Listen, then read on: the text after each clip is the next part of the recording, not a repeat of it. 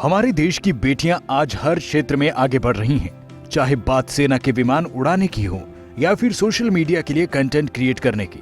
भारत की बेटियां लगातार आगे बढ़ देश का नाम पूरी दुनिया में रोशन कर रही हैं। बिहार की सिंगर मैथिली ठाकुर भी अपनी मधुर आवाज की वजह से आज पूरे देश में अपनी पहचान बना चुकी हैं।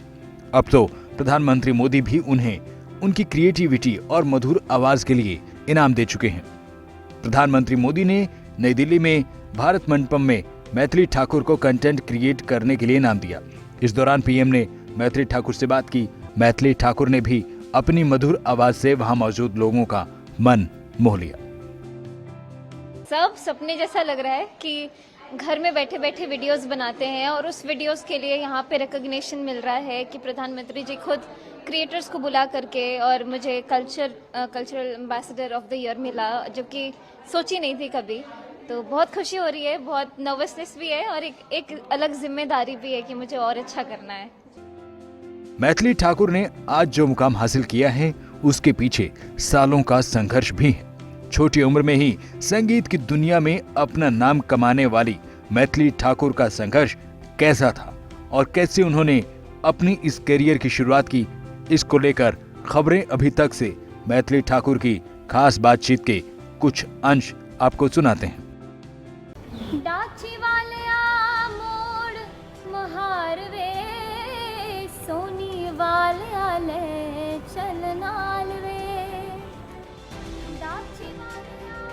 लिटिल चैम्प्स में कैसे आई मैथिली आप? टीवी पे ऐड आ रहा था कि लिटिल चैम्प्स का ऑडिशन हो रहा है, इस जगह पे आइए। और क्या वो उम्मीदों के वजन को बढ़ाता है या वो नया हौसला, नई उम्मीद, नया भरोसा देता है? ज़्यादा सीरियस मतलब पापा वाले टाइम पे हुआ कि पापा पूरे लग गए थे कि यही करना है हमको, बच्चों को भी आर्टिस्ट ही बनाना है। कुछ भी ऐसा प्री प्लान करके नहीं किए, बहुत ही नेचुरल तरीके से हो गया।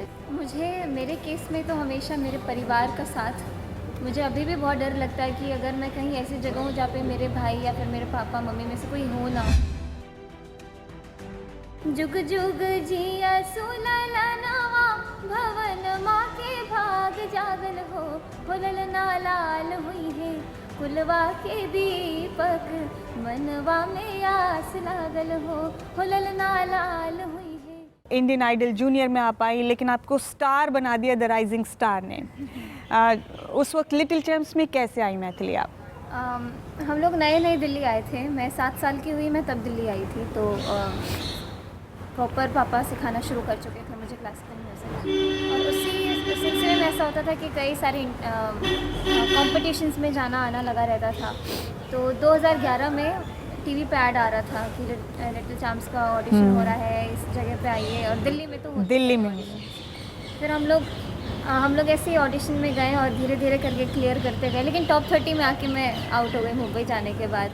ऐसे ही 2015 में भी इंडियन आइडल में मुंबई जाने के बाद मैं फिर आउट हो गई। लेकिन 2017 में मुझे रिकॉग्निशन मिला क्योंकि मैं टॉप 2 में वहाँ पे पहुँची। जब विरासत में कोई हुनर मिलता है और उस तजुर्बे को लेकर जब आगे जाने की जिम्मेदारी आपकी खुद की हो जाती है, तो क्या वो उम्मीदों के वजन को बढ़ाता है या वो नया हौसला, नई उम्मीद, नया भरोसा देता है?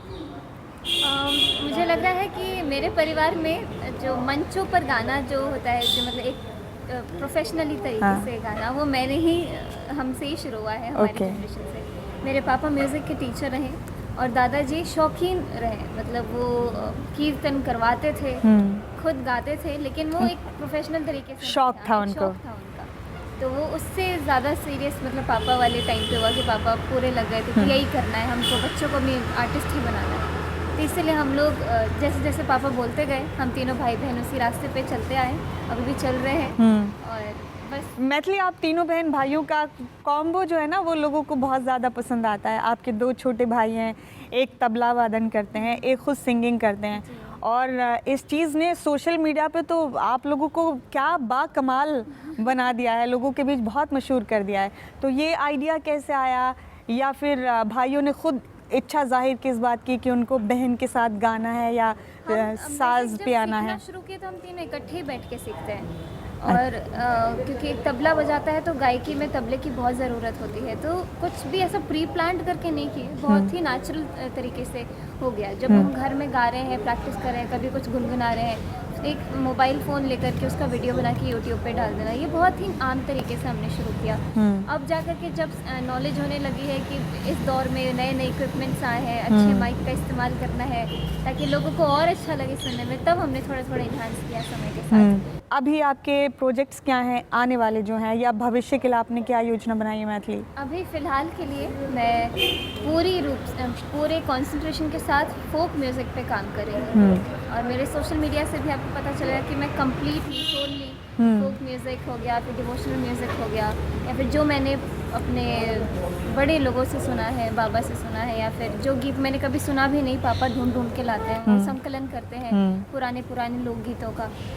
जैसे हमारे यहाँ पे हर एक पर्व के ऊपर बहुत सारे गीत है, हर एक जैसे बच्चा पैदा होता है तो सोहर गा के शुरू किया जाता है, और वही इंसान की जब मृत्यु होती है तो निर्गुण गाया जाता है। मतलब उस जीवन से लेके मृत्यु तक के बीच में इतने सारे जो मोमेंट्स होते हैं, हर चीज़ के लिए पता नहीं कितने सैकड़ों करोड़ों गाने हैं। आप नई नस्ल की नौजवान सिंगर हैं और क्लासिकल पे, फोक पे इतना फोकस होना आपको बहुत मुख्तलिफ, बहुत शानदार बनाता है। धन्यवाद। तो ये भी आपके पिताजी की वजह से आपको समझ में आया, या आपको खुद शौक है कि क्लासिकल और फोक पे आपको काम करना है, या डिवोशनल सॉन्ग्स पे आपको काम करना है, डिवोशनल म्यूजिक पे काम करना है? मेरे मन को शांति भी मिलती है, हाँ। क्योंकि ये ऐसा एक कंटेनमेंट फील होता है कि हम जो कर रहे हैं ये हमने बचपन से सुनाया है, और ये एक अच्छी चीज़ है जो इसको ज़्यादा से ज़्यादा प्रचार प्रसार करना है। तो थोड़ा रिस्पॉन्सिबिलिटी जैसा भी थोड़ा फील होता है। हाँ। और लोग अप्रिशिएट करते हैं तो एक मोटिवेशन मिलता है कि हाँ, हम सही रास्ते पे हैं, लोगों को अच्छा लग रहा है सुन के, तो और करें ऐसा, और नए नए गीत। आप जैसी बेटियों ने तो आपसे छोटी बेटियों के लिए रास्ते हमवार किए हैं, रास्तों को खुशगवार बनाया है। तो क्या मैथिली ठाकुर ने कभी इस तरह की चीज़ों का सामना किया था? मैं बहुत भाग्यशाली हूँ कि मेरे पिताजी जो मुझे मिले हैं वो इतने सपोर्टिव हैं, और ये चीज़ मुझे कभी भी फील नहीं हुई कि मैं लड़की हूँ तो मेरे आगे कोई बाउंड्री है या फिर फाउंडेशन है, ऐसा कभी नहीं मुझे महसूस हुआ आज तक। और मेरे दादाजी भी खूब मुझे पुश करते हैं कि और अच्छा करो, खूब जब भी उनके सामने कभी बैठना हो जाता है तो कुछ न कुछ नया सिखा देते हैं। मैथिली ठाकुर जो अब लाखों बच्चों की, ख़ासतौर से यंग जनरेशन की आइडियल हैं, उनका खुद का आइडियल कौन है? मैं बहुत ज़्यादा सुनती हूँ किशोरी अमोनकर जी को, नुसरत फ़तेह अली खान साहब जी को। मैंने एक बार सुनना शुरू किया तो फिर no point of going back, इतना दिन भर लगातार हम सुन सकते हैं। मेरे केस में तो हमेशा मेरे परिवार का साथ, मुझे अभी भी बहुत डर लगता है कि अगर मैं कहीं ऐसी जगह हूँ जहाँ पे मेरे भाई या फिर मेरे पापा मम्मी में से कोई हो ना, मैं अकेले खड़ी होने पे भी मुझे लगता है कि नहीं, खाली खाली लग रहा है बहुत। मेरा परिवार जो है वो हमेशा, हम लोग हमेशा इकट्ठे रहते हैं, तो कोई भी काम हो, चाहे कुछ भी डिस्कस करना हो, तो पहले हम लोग घर में बैठ के बात करते हैं कि अच्छा ये आइडिया है, ऐसा करना चाहिए कि नहीं। और पापा तो ऐसे, हाँ करो करो, तुमको लगता है तो करो करो। तो मुझे लगता है सपोर्टिव पेरेंट्स का होना बहुत ज़रूरी है। काफ़ी सारे बच्चों का मन ही मर जाता है जब पापा डांटेंगे, मम्मी क्या बोलेगी, ये सोच सोच के उनको अपनी ही बात को दबा देते हैं। या फिर वैसे तो आप भोजपुरी में भी माहिर हैं, भोजपुरी सिंगिंग में भी, तो पहले 2 लाइन भोजपुरी और फिर आपको हिंदी का, क्लासिकल, फोक या बॉलीवुड का, कोई भी जो आपका पसंदीदा है। जुग जुग जिया सुलाला नवा भवन, माँ के भाग जागल हो।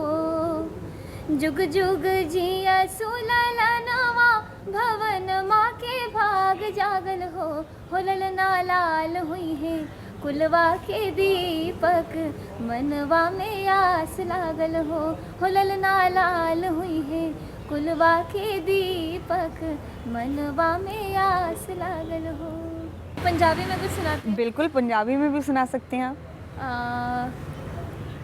इतने सारे गीत आ रहे हैं, यही सुनाऊँ? जो आपका फेवरेट है वो सुना दें आप, या बॉलीवुड से कुछ आपका फेवरेट है? अभी एक गीत दिमाग में आ रहा है मुझे, सुरेंद्र कौर जी का ज़रूर पसंद है। और